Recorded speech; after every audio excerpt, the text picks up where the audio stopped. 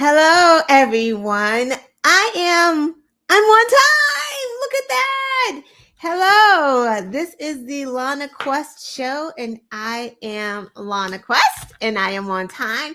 And on top of all of that, 3 weeks in a row. Stop playing right now. I am here. I am energized, and let's get into it. But before, look down there. Please like, share, and subscribe. Look at me with a scrolling banner. Telling you, I'm here and I'm energized. I'm also faking it. I'm tired. Anyway, but we are. I'm here and I'm energized. Sorry, just getting myself together. So we're just gonna go on and jump right into it. I know people have things to do. It's 8:00. During the wintertime, 8:00 feels like it's super, super late. But it's not really that late, but it just feels late. So I'm just gonna hurry up and get through it. There's a lot of stuff that happened this week. I did make notes. So again, kudos to me, because who else is gonna give me kudos but myself for making these notes? And let's start. But before we start, I know it's like talking to myself, but Elmo asked, how are you guys doing today? So I am going to take a cue from Elmo and ask you guys, how are you feeling? How are you doing? Are you anxious? What's going on? There's a lot happening in the news. The climate is all messed up. Kids are having so many issues on the internet and social media. There's an increase in young suicide. There's just a lot happening. So, seriously, how are you guys doing? Drop some comments in the chat and let me know how you're doing. I'll let you know how I'm doing. I struggle this time of year, and I struggle for a few reasons. My mom passed 4 years ago, January 20th, and the wintertime is already a tough time just in general. I don't know. I'm a July baby, so I don't like winters. Winters in New England, I don't like. It's not like I'm new here, but it's hard to get accustomed to. I'm just not a winter person. I don't like the cold. It doesn't give me energy. It's dark when I wake up. It's at 4:45. It's dark when I get home from work at 6:00. It's just dark. I feel like I'm in Alaska and it's cold. I guess the good thing is hasn't been a lot of snow. So that's what I struggle with. So when I struggle with, those type of things and being anxious around this time of year, I throw myself into like working out. I throw myself into all these different projects, which becomes overwhelming. And then that becomes another issue. So, on top of the anxiety, you turn around and you throw yourself into all of these projects. So, you're not well, that's how I deal with anxiety. I work out, I do podcasts, write blogs, volunteer, figure out how to be a poll worker. I want to join a running club right now. So I try to fill in so many spaces so I don't feel anxious or just I don't feel any of those things, right? So I try to fill it. But then what happens is then I end up overwhelmed because I've put too much in my pot, and you don't want to fail at any of them. So those are my struggles. So feel free to share your struggles, but let's get into some news. Let's start off with, and also Tuesdays, if you didn't know, I host along with my good friend Brian the Black and White podcast. So you can go on over to that on Tuesdays. You go over to the YouTube channel now and catch, the old shows. We have quite a few. I think we've been doing this. I don't know. Brian's probably out there somewhere. I don't know how many months we've been doing it, but for a good while. So, there's some good video over there. And join us live on Tuesdays at 8 p.m. So there's that. So let's get back to this. I'm going to start by talking about, let's talk about Biden, because I just got word that the Dow closed at a record high today. So I'm not a stock market gal. I don't know a lot about it, but I do know that the Dow closing at a record high and balloons and everyone like cheering means the economy is doing great, right? Why? It is, so thus far, Biden has increased wages, increased jobs, right? Decreased unemployment and decreased inflation. He's doing pretty good. I mean, say what you want about, you may not like the way he's handling what Israel is doing over in Gaza. Right. I get it. I'm not going to talk about it, but I understand both sides of the issue. But when we're talking about here, and people love to talk about the kitchen table issues, the economy is doing good. The economy is doing so good that Trump tried to take credit for it. Yeah, help me to understand that. So before he tried to take credit for it, a few weeks ago, he was hoping that the economy crashed. Like he just wanted everything to crash and burn, right? Like, I don't care about Americans. I don't care about your stocks. I don't care about your businesses. This is Trump. Because if you're wishing for, the economy to fail, that means that you want Americans to fail. And he wanted the economy to fail because he wants Biden to look bad, which is kind of crazy, right? Because the ultimate goal here is for Americans to benefit, not for someone to say, yeah, I hope the economy fails. I don't care. It's not me. I don't want him to get credit for a good economy. I hope it just crashes and burns. So this is what he's wishing for. So then I guess someone was like, it's not a good thing to say. So, last week, or was it this week? I'm not quite sure. Now he's saying on his, fake Twitter Truth Social that this is his economy, that the economy, because now he's admitting that the economy is doing well. So you hear that, MAGA? Your guy is even saying that the economy is doing great. However, because he's a thief and he steals from everyone and anyone, he steals from his charity, he stole from the students of Trump University, he steals from insurance companies. Like he just steals.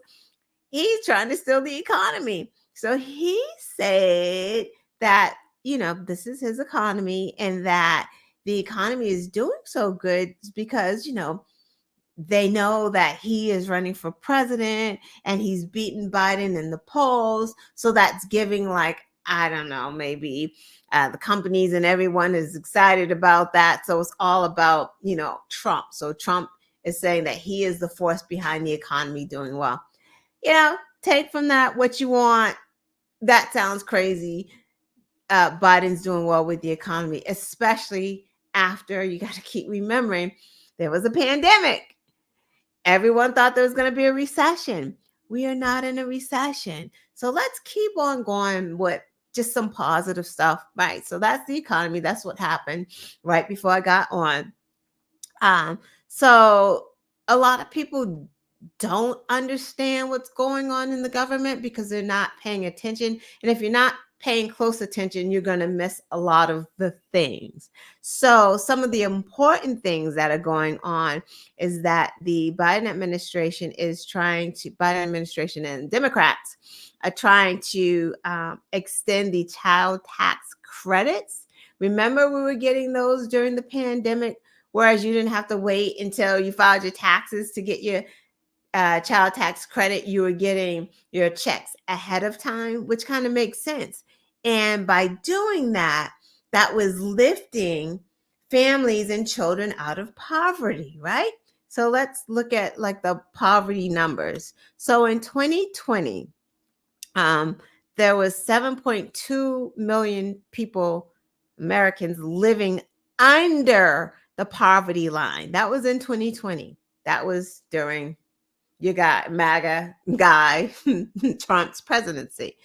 In 2021, Biden put in place a bunch of policies to try to combat that, along with the child tax credit. So in 2021, the poverty level, the number of people living under the poverty line, dropped from 7.2 to 3.8. And that was like the all-time low. It hadn't been that low in like decades and decades. So that's the Biden policy. That was in 2021. Now in 2023 and 2024, because the Republicans control the House and it's all amok, poverty levels are creeping back up. So now the Democrats are proposing to extend the child tax credits. Guess who doesn't want it? You can just guess who doesn't want it, right? Guess who never wants anything to help the people? Chuck Grassley said today, he's like, he's the oldest member of the Senate, 90-year-old Republican Chuck Grassley. I don't know why we need to do these child tax credits now, because that just means that people are going to get a check right before the election. And then that means that Biden's going to look good. This is what they're saying. They're not even hiding what they're saying anymore. That's not hidden. That is in plain sight. He said, I don't care if child poverty is on the rise. I vote no, because if we do this now while Biden is president, then Biden looks good. So I prefer to have kids with hungry stomachs. This is what Republicans say. They're saying it out loud because that's their jam. They never cared about the American people. They don't introduce policy to help everyday Americans. And if you're voting for Republicans, you're voting against your best interest. And it is so obvious. And if you don't see it, that means you don't want to see it. You want to be blinded.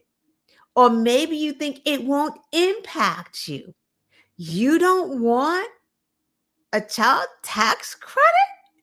Even if you're Republican, you gotta want that. Like nothing in your mind is saying, you know what, I could do, because let's talk about what it is. So they want to increase child tax credits from $1,600 to $1,800, and then in 2024, $1,900, and then in 2025 to $2,000, and then they want to adjust the tax credits in the future for the cost of living and for inflation. Who doesn't want that? Who doesn't want an increase in your child tax credit? Why would you vote against that? Apparently Republicans, that not all of them, because some have voted for them, but you have the ones that are the super Trump supporters, because Trump said, don't do anything if it's gonna make Biden look good. So you know what? Fuck your kids. That's what they say. Same thing with the immigration bill, right? You diehard MAGA, the immigration, they're coming across the border, the fentanyl, oh, just all of this stuff, right? I'm not here saying immigration is not a problem. Of course, immigration is a problem. Immigration has been a problem for decades and decades and decades under Republican presidents, under Democratic presidents, Biden, Trump, Bush, Reagan, Obama, Clinton, all of them, right? None of them have fixed the problem because it's a complex problem. It's not just coming across the border. It's the paperwork problem. It's the court system. It's who qualifies for asylum. Like it's all of that is not just it's not right there at the border. That's not the whole of the problem, right? Ugh. There is a bill in the Senate, bipartisan, together, that Republicans and Democrats worked on together. It is the closest to reform that they've ever gotten. The closest actual reform is in the bill. What do House Republicans say? Nope. Why? Because Trump said if this bill passes, it will make Biden look good. Again, here we go again, right? First is don't feed the kids because it will make Biden look good. Now it's like, that fentanyl we said was just pouring across the border and, everyone just come across the border and committing crimes. Well, you know what? I take that back. We can wait. It's not that important. It's cool. It's cool. Right. Because now this is what they're saying. Biden can do whatever he wants right now. He can shut the border down. The border is not a door that you can just shut and lock and then throw away the key and say, fixed it. That's not how that is, right? He cannot. Biden has continuously and consistently asked Congress for money to help with border agents, to help with the fentanyl detectors. House Republicans keep saying no, no, no, no, no. And they keep saying no because, again, they have to run on death, destruction, crime, border problem. They have to run on it. And if you are a MAGA Republican, something in your head should be like, something's not right. They've been running on the same thing for like 50 years and nothing's been fixed, even when they were Republican presidents, because they don't want to fix it ever. Because then they have nothing to talk about, because they don't want to feed your children.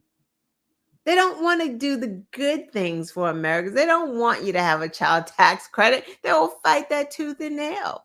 So they're saying the bill is weak, and they have not read the text of the bill.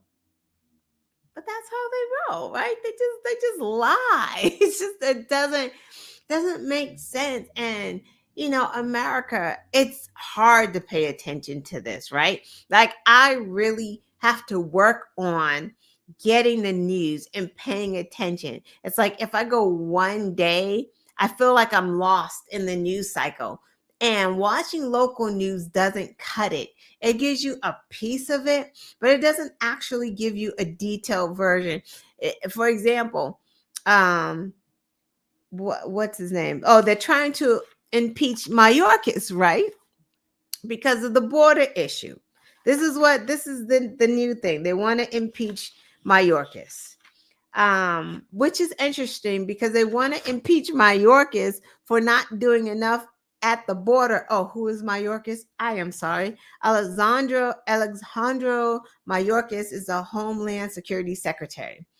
And Republicans, they're doing this thing because they have to make the border look like it's a ridiculous problem because an election year is coming up. So now they pull the Homeland Security Secretary Mayorkis in because they want to impeach him because they said he's not doing anything at the border. That is not a high crime and misdemeanor because that is what we typically impeach people for. That's why no one has impeached this person just and forever because you just don't. It's not a high crime and misdemeanor to have policy disagreements. Mayorkis has been working with Senate Republicans and Democrats on crafting this reform bill, this immigration reform bill. But they want to turn around and impeach him for not doing enough at the border when he's actually trying to do stuff at the border. Like, it's such a crazy place where we are. So, yes, you know what? You don't have to watch a lot of news. Maybe just find yourself some good podcasts and listen to, or just contrast. Listen to NPR, right? I don't know. You got to get it some kind of way. You really do. And I know it's a lot to take apart. But anyway, that's what they are doing. And speaking of the border, so Greg Abbott, let's talk about him for a minute. So remember Greg Abbott put that razor wire, the Rio Grande to deter people from crossing, but it just ended up killing a migrant family, ended up drowning out there. The Supreme Court recently ruled that Abbott has to allow the border agents, to come and take that razor wire down. Abbott is fighting this. He does not want them to take it down. And not only is he fighting this, he is calling for Republican states to call in the National Guard. He's calling all the patriots to come down and I don't know, do what. So where are we as a country where a governor of a state can defy a Supreme Court order because you don't like it? Again, that doesn't make this. So this is the thing.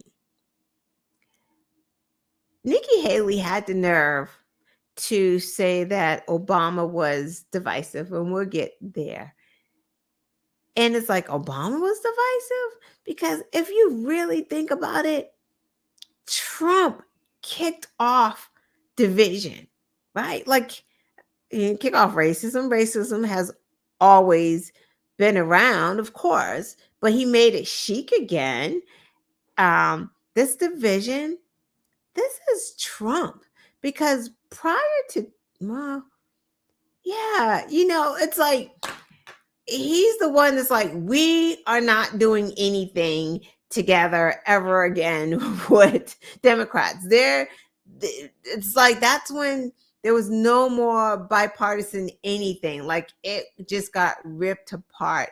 So right now, there's nothing. Like, Republicans are at a place where they just defy court orders. Where do you think they got that from? Who else does things like that? Donald Trump. That's his MO. Defying court orders, defying gag orders. He doesn't care. Walking out on a judge, walking out in the middle of a trial, just like, making noises. Like, that's what he does. So for Abbott to do what he's doing, he's just carrying the torch because this is what Donald Trump has taught them. And because there has not been accountability, they figure they all can do it. And they all are doing it.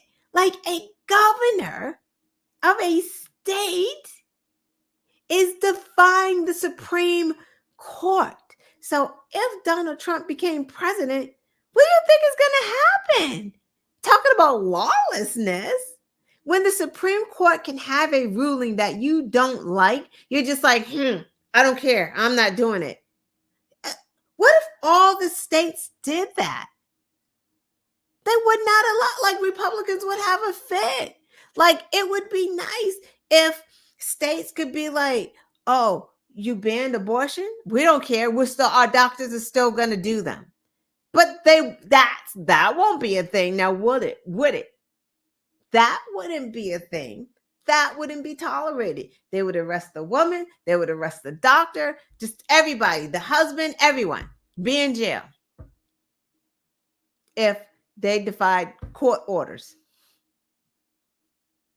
But Greg Abbott is defying that court order because he doesn't care. So right now, speaking of caravans, remember Trump talks about caravans? There's a caravan of so-called patriots going to the border because you have crazy Republicans with their rhetoric of we don't have to do this. The governor is at war with the government. Texas is at war with the government.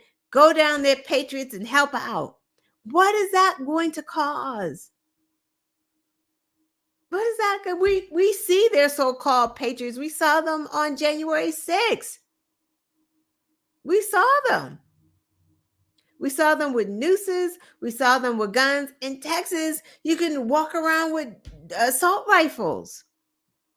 So what is going to happen in Texas when they get to that border? It's kind of crazy.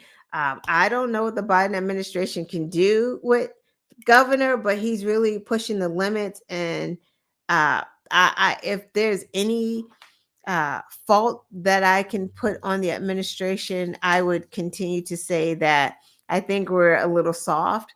I think we can be harder. I think we can hit harder. I think we're getting there and we're doing better at it. But I think we have a lot of decorum and a lot of patience that I don't think we should have at this point because there's absolutely zero on the other side. So you keep trying to have decorum and be presidential and all of these things with trash. Like I don't know how you do that. How do you do that with the Marjorie Taylor Greene, the woman who shows dick pics on the floor during the hearing? Like, how do you do that with these people? So that's that. Okay, let's go back to Nikki. So Nimrata was on the Breakfast Club with Charlemagne the God and DJ Envy. If you don't know the Breakfast Club, you should know the Breakfast Club. It's it's nationally syndicated, Black radio show. Popular, just big. It's Breakfast Club is big, right? Nikki Haley gets on this show and they asked her about a Kamala Harris presidency. She says that would give her chills. I'm paraphrasing. That would give her chills. And then she goes on to talk about Obama, which is very strange because she didn't talk about Kamala. She started talking about Obama and how Obama was divisive and the division in this is what she said. The division in our country started with Obama. That's what she said.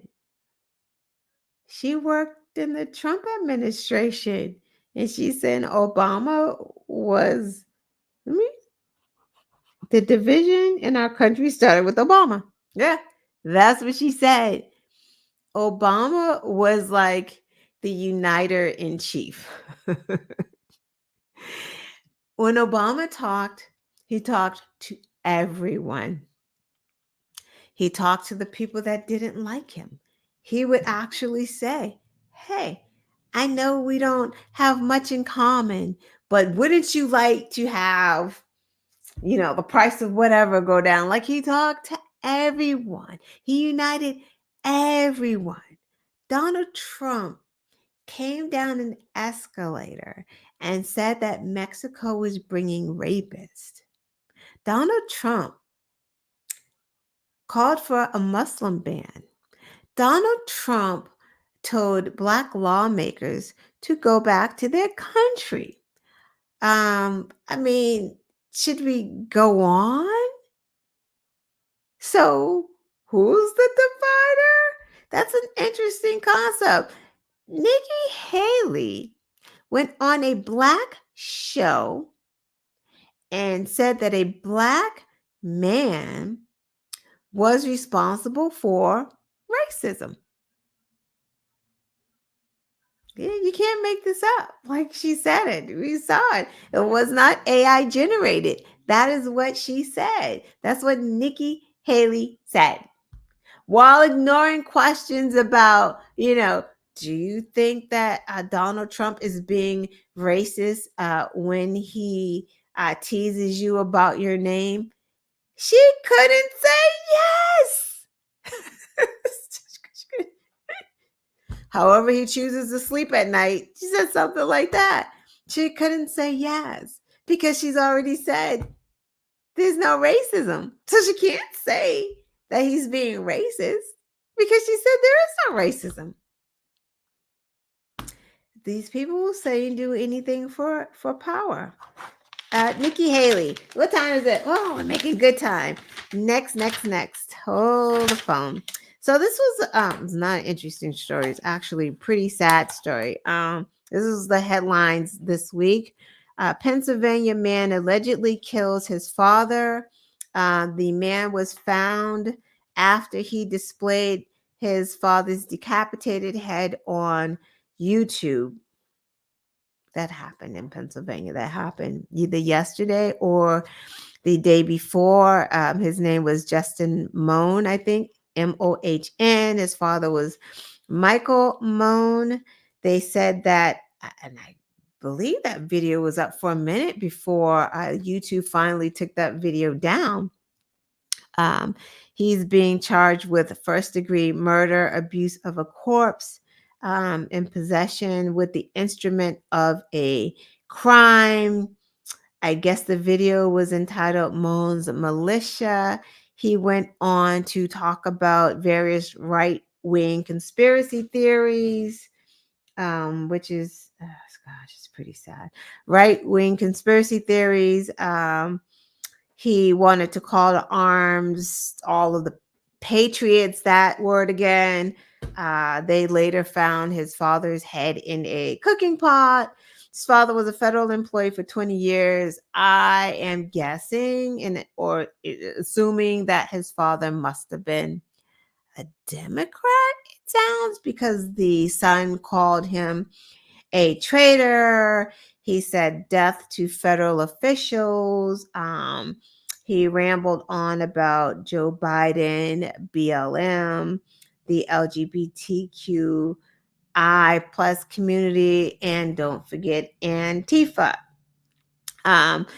Here's some interesting. This is what I really found interesting. This is a sad case, but this is what I really found interesting about this. I mean, among other things. So this guy, Justin Mohn, that I was just talking about, who decapitated his father, he had filed at least 3 lawsuits against federal agencies and the U.S. government. And one of the lawsuits stated that the U.S. government negligently caused him to take out student loans between 2010 and 2014. Here's the craziness and the disconnect for me, right? Here is this guy who's pissed off at the government, at Biden, at liberals, right? He's calling for the patriots. He called his dad a traitor. He hates Biden. He sued because he's complaining he had to take out student loans. Biden is trying to get loans forgiven for everyone. This guy is crazy in suing because he had to take out loans. That's the disconnect here. You hate the guy who's trying to get loans forgiven. I mean, this is just a small thing that I found that I just was like, wow, dude, like you're actually hating the wrong person. Because one of these people are trying to help you. But what happens with people like this guy is like they're just so full of hatred and low self-esteem. And they just need to put that on someone else. BLM is responsible for, my shortcomings. It's Biden. It's the black community. Like that's what happens. So anyway, yeah, and he sued his job for wrongful termination. He's saying that it was sex discrimination because I don't know, he's a white guy and they discriminated against him because they want to hire all the women, which seriously. But this is what happens with the rhetoric, right? I can't even joke about this because this could happen to anyone. Because if he didn't kill his father, this is someone that could have shot up a school, right? Because here he had it in for the LGBTQ community, Black Lives Matter, Antifa, and Joe Biden, right? So he is someone, he would have hurt someone. If it wasn't his father, it was going to be someone else. And when they start spewing right-wing conspiracy theories, like that, they're really locked into a place. It's like it's a dark place. And Republicans take advantage of this. They know full well what they are doing.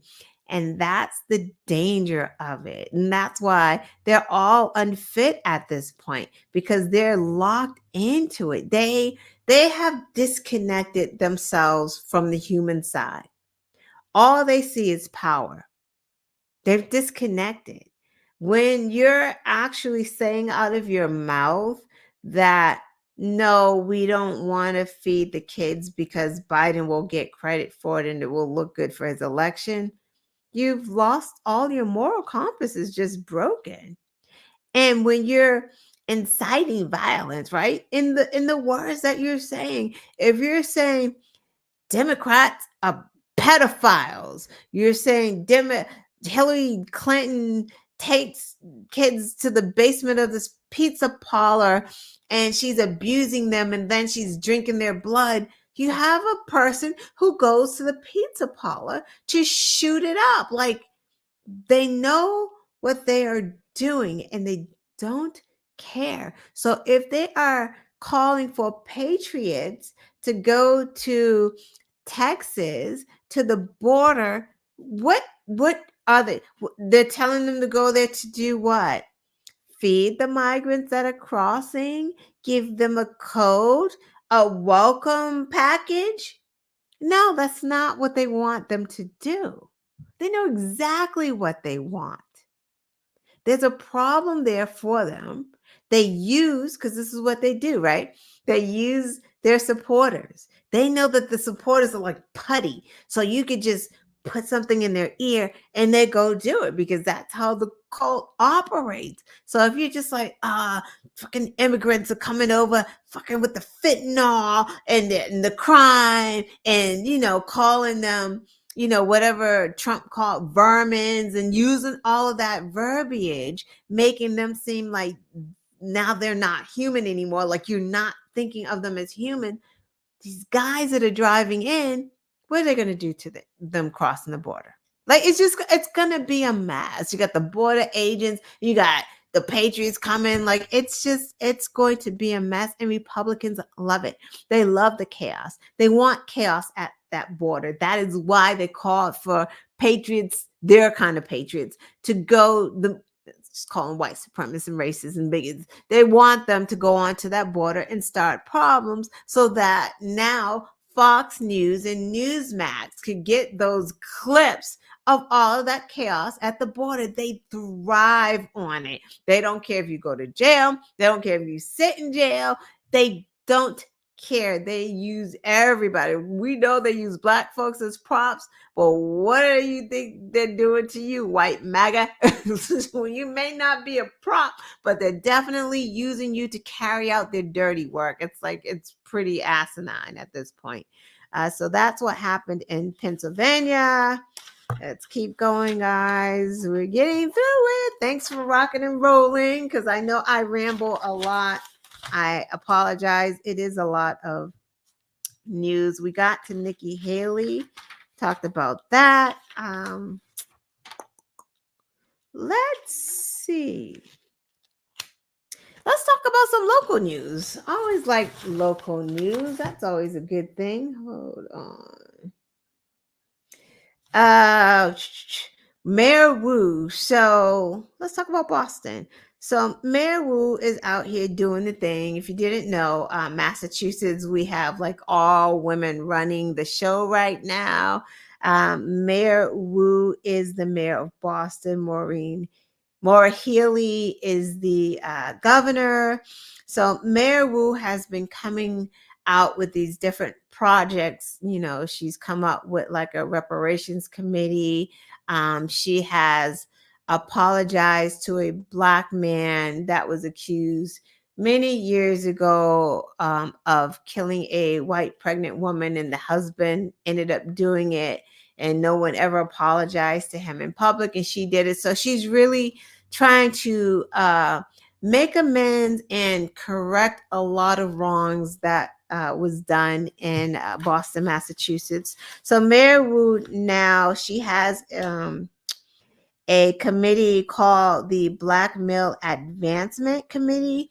So they're reopening empowerment grant application. So apparently, and excuse me, because I'm just kind of finding out about this, like every year they give out grants to different community organizations, nonprofits that are given access to education and opportunities to Black men and Black boys, because they're all about empowering this marginalized group, right? We the Black community is marginalized, but Black men and Black boys even more so are marginalized because they face more issues. You know, it's harder for them to get a job. They're out here being stopped by police disproportionately. They're out here being brutalized by police disproportionately. Just things impact them. That school to jail pipeline of Black men and boys. So Mayor Wu has this Black Male Advancement Committee that is now accepting applications for small grants to different nonprofit organizations that are committed to helping empower and educate Black men and boys. So you can Google Black Male Advancement in Boston if you are here, if you're an organization, to fill that out to see if you qualify for a grant. Another thing that is happening in Boston, which is pretty interesting. So the one of the Roxbury community centers that's like in the hood has shut down all activities there because they have turned it into a shelter for migrants, which is causing a lot of issues in the community. And I understand why. Again, you know, there's both sides to this, right? And this is a part of why immigration needs to be reformed, right? Like, because there's just no place to house the people that are coming in here. And this is another part of the plan for the Republicans because they don't want it fixed, because they want to continue to bus and fly them to blue states. Because if you want them, if you're so liberal, you keep them, which is interesting because there are a lot of Republican states that probably need workers to be there and to get more revenue into their state. But that's just another story. But what that is now doing is what I see from just being here in Massachusetts is it's causing division among communities, because now you have the Black community, right, which this Roxbury Center was located in, and their children were going after school to this community center for their programs, turned it into a shelter without notifying the community until later. Granted, they have moved those programs to another community center, but it's still going to cause a problem because now you have, you know, Black and brown community that's already here getting pissed at the migrants who just want shelter, who just want a place, who just want to work. So, not tackling immigration reform is bad for everyone in so many different ways. There was a time, believe it or not, where Republicans and Democrats could actually kind of get along, right? On certain things, they couldn't, right? Because if they could, we would have already had immigration reform. We would have already done that. We would have already had gun reform. But those seem to be the two things that they just never want to fix, no matter what, no matter who dies, they don't care because it could be Republican president, Republican led House. They still won't fix it. They won't come up with the bill. They just won't do anything but complain about the problem. So that's an interesting thing. That was local news. So let's end it with see, I'm late on this. I hate to even talk about Taylor Swift because I feel like I am the absolute last person to be up here talking about Taylor Swift. Like it's Thursdays. They've been talking about Taylor Swift all week. I am late to the game. Anyway, I don't even know what to say at this point because I've already okay. Anyway, apparently Taylor Swift is making the MAGA world melt down from Fox News to Newsmax, from Tucker Carlson to Sean Hannity to Donald Trump. They're all losing their shit. And she hasn't even endorsed anyone. Taylor Swift has not endorsed Joseph Biden. The only thing that Taylor Swift has done is say, hey, register to vote. But you know that Republicans hate when people vote. That's their Achilles heel. They don't want you to vote. They're anti-voting. So they can say all they want. Oh, voting's rigged, this and that. They don't even want you to vote. They don't care. They don't even want Republicans to vote. It's like it doesn't even make sense. They don't want to fix it for anyone because if they fix it for anyone, they got to fix it for everyone. And everyone means more Democrats will vote. That's a problem for them. So they are pissed at Taylor Swift for that. Then it's like, ugh, because they're pissed at it because she's telling people to vote. Now it's like, now we got to see her during the football games because they flash on Taylor Swift for 25 seconds. They don't want to watch football. They want to boycott football. They want to cheer for the other team. Like Republicans, there's something wrong here. Why are you guys upset about Taylor Swift? You literally have Kid Rock and Ted Nugent on your team. That's a dynamic duo right there. Why y'all sweating Taylor Swift? You wish she was on your side, right? You wish, because you know at the end of the day, she will endorse Biden. Why will she endorse Biden? Because she knows that y'all are out here taking women's rights away. She knows that y'all are forcing women to carry dead babies, be walking coffins. She knows that women are dying because they cannot get an abortion. She knows that women are being charged with abuse of a corpse if they have a miscarriage in a toilet. She knows. She wants a better America if she has children. She wants to keep her rights too. She has a platform and she is using it for good. And she ain't even telling people who to vote for. She's just saying, get registered. And that is driving them nuts. They wish they could have her. Donald Trump is, I used to like her music, but I like it 20%, 25% less. But I'm more popular than she is. Like, They're losing their mind. And it's so funny because it's obvious it's the voting thing. It's not even the football thing. That's just an added, because nobody says anything or said anything about Spike Lee at the Knicks games. No one's going, oh my God, they're always panning to Spike Lee. Why are they always showing Spike Lee? They didn't complain when Jack Nicholson was at the Lakers game, but Taylor Swift is at a football game. That's problematic. Why? Because she's a woman. Republicans hate the women. And not only is she a woman, she's a powerful woman. Republicans hate powerful women. And she's really powerful. She's so powerful that she announces her concert tickets are on sale. And she fucking breaks the internet. Like, that's how powerful she is.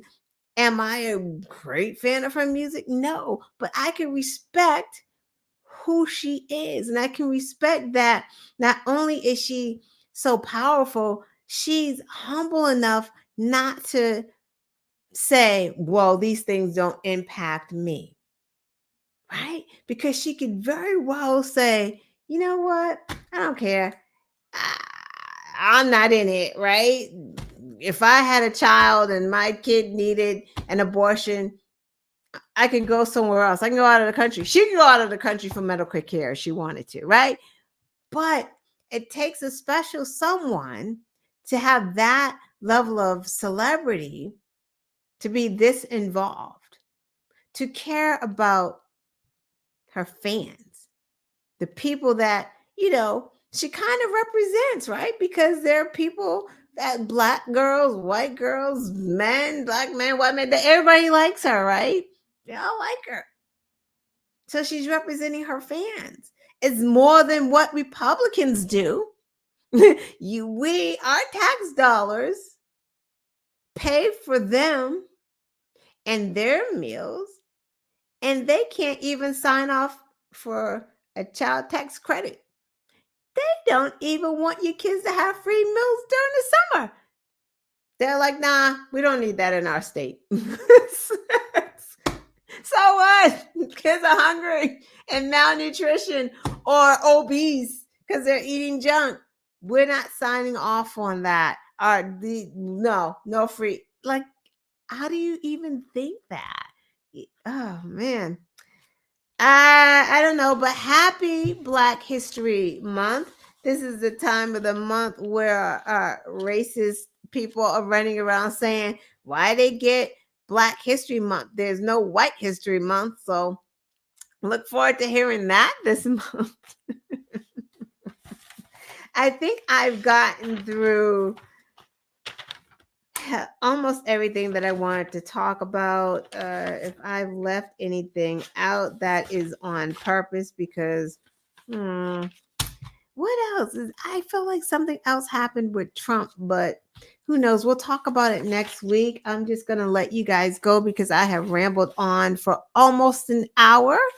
I'm going to try to be here next Thursday, and that will be 4 weeks in a row. So I look forward to seeing you guys then. Have a good night. Have a good weekend. Be safe. If you have not gotten your flu vaccine or the RSV, or you know what I'm talking about, maybe you should get it. Maybe a COVID booster, because there's some icky things out there. The flu this year is no joke. That new virus, again, I think it's the RSV. Yeah, that's no joke either. The weather's changing rapidly. Some days it's warmer, then it gets freezing. You just want to take care of yourself. This is 2024. Work out, drink lots of water. We have a lot of fighting to do, man. And Elmo said, take care of yourself. So take care of yourself, everyone. Have a good night.